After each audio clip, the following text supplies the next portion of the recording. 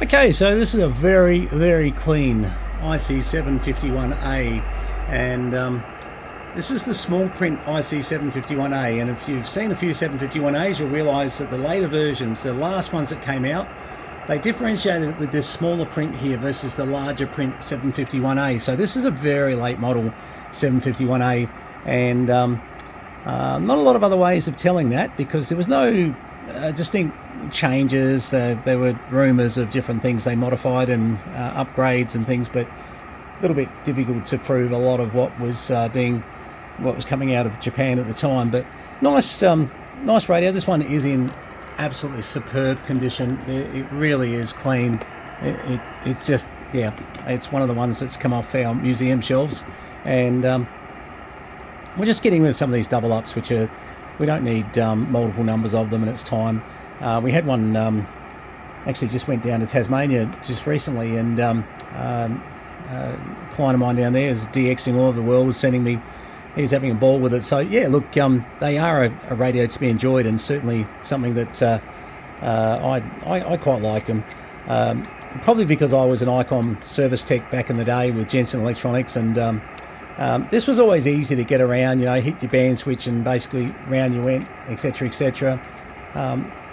Memories with the DFS, etc, and then you had slow and fast on the TS, etc, etc. It's just, yeah, really simple.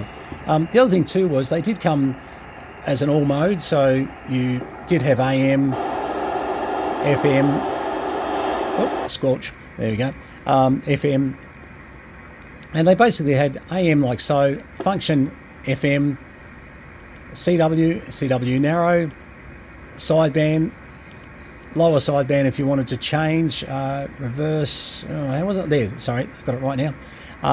In reverse, reverse was upper, sorry, I'm on 40 meters. So we're on sideband there, reverse is upper, that would be sideband, yep, correct, the correct sideband for that. So ideally, if you went into, say, 28 megs where your standard sideband was upper sideband, function reverse would be lower. So it was just Icom's way of doing it. And the same with the RTTY, you could then go RTTY narrow with the narrow coming up there, etc, etc.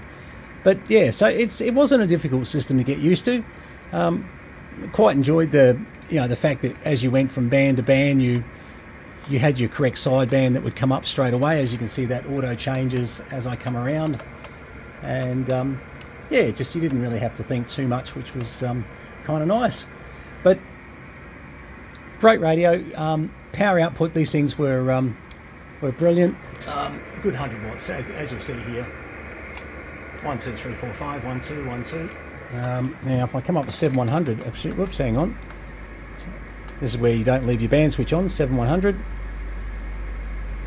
Have a bit of a listen to what we've got here.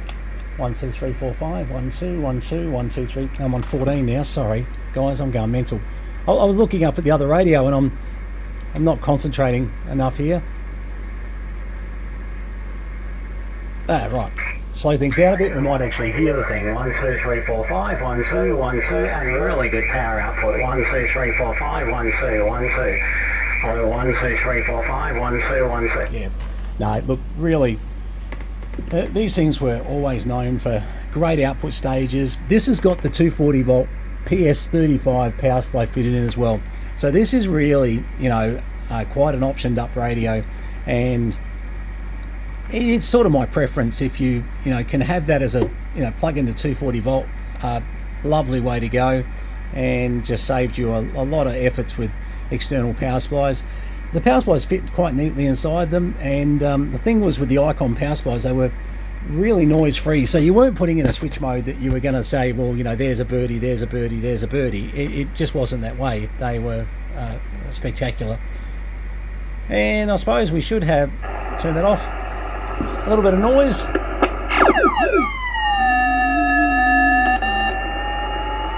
Might just go to FM for that, hang on.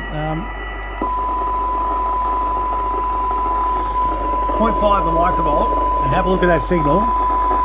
Nice. Yeah, very nice. And solid. Yeah.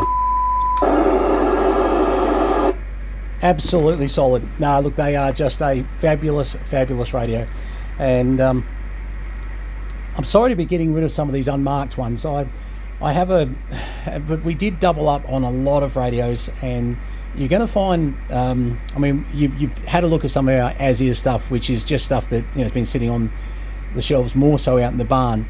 We're getting into some of the museum stuff as well. I'm trying to break it up a little bit just to give you a bit of everything, so it's not all just junk, or it's not all just, you know, lower tier stuff. There's some of the higher tier stuff like this here as well, and just gives you a bit of a clue as to, you know, what's available, what's out there. Just noticed too, AGC was on off.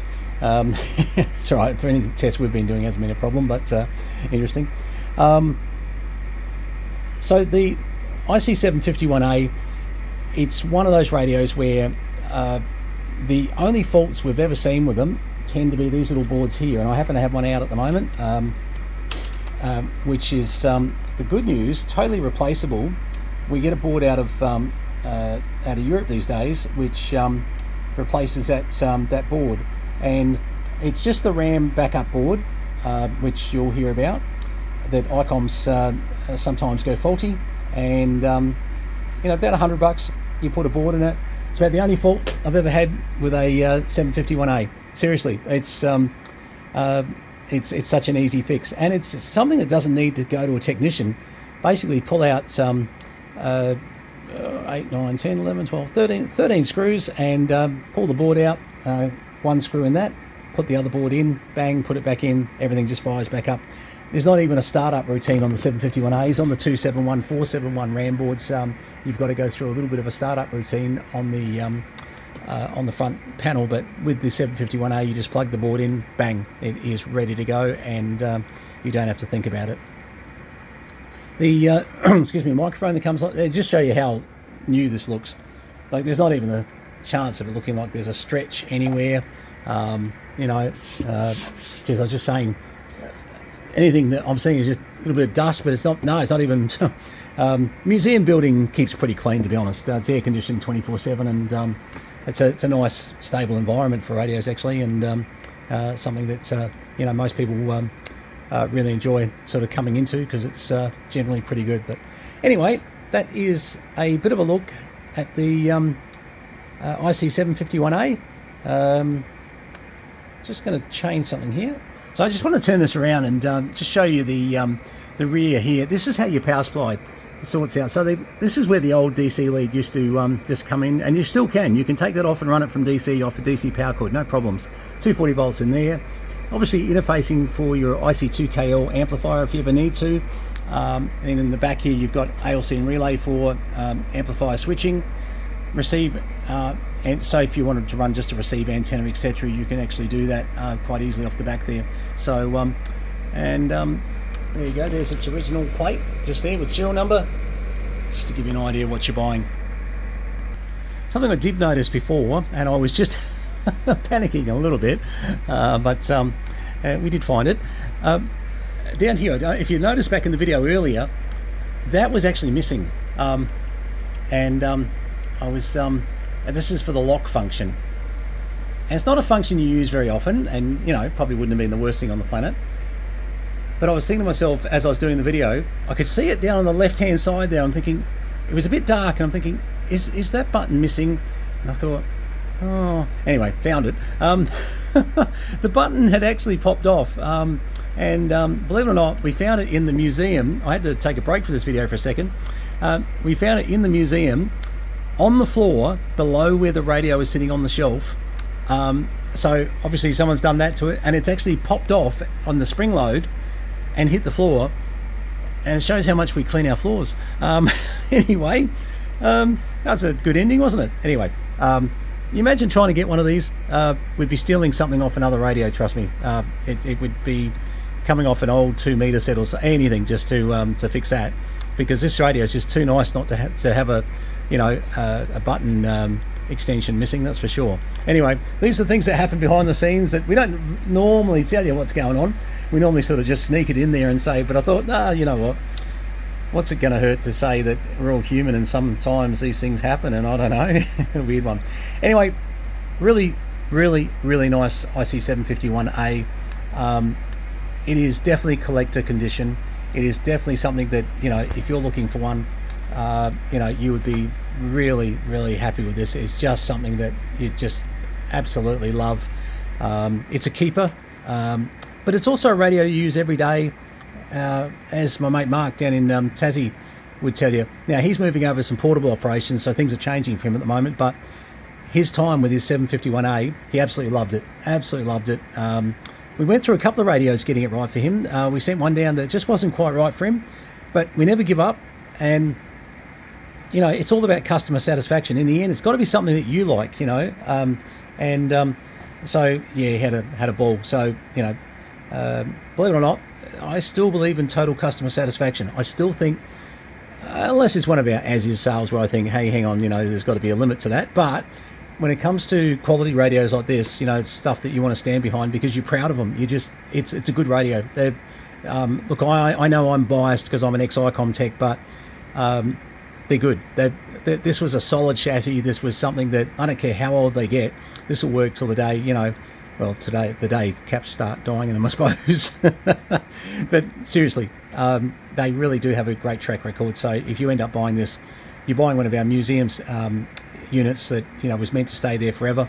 It's only that we've got 2 of these that we'd be selling the one. So I've decided to keep, I've got a 2KL with 751A, actually the larger print version, to be honest. So I'm actually selling the better of the 2 when you think about it. But anyway, it'll be, we'll still keep some stuff on display out in the other building. All right, thanks for having a look at this video. And look, I'm sorry that it's a lot of for sales videos for the moment. We've just got to get some stuff. I've had a few weeks off and I've got to get some stuff moving and create some space. We will get back to some more sort of, you know, what the channel's about, you know, having an investigation of different radios and have a play with different things that maybe you haven't seen before. We'll get there. We're just not quite there just yet, but hang in there. We'll get on top of some of these for sales, and I've got a full weekend with people coming up all weekend. We've had, isn't it funny, people could smell when I'm back on board, and they did. The phone started ringing yesterday. Don't get me wrong, a lot of people just picking up radios that they've bought, and I really appreciate that, and it's always good to see everybody that comes up, but a few that are coming in to say, well, hey, I've had my eye on, you know, some interesting bits and pieces, and trust me, we've had our eyes on you too. We want you to come and get them so we can create a bit more space. This is an enormous task to move what we've got to move. This is not going to happen overnight. I doubt by Christmas that, you know, we'll have got through half of it, but we're going to try our best. Anyway, stick with us, guys. There's lots more stuff coming up. 73s from VK3 Charlie Mike. Please subscribe, hit the like button, and yeah, stick with us. There's a lot more gear coming up. VK3CM, Tangambalanga, Northeast Victoria.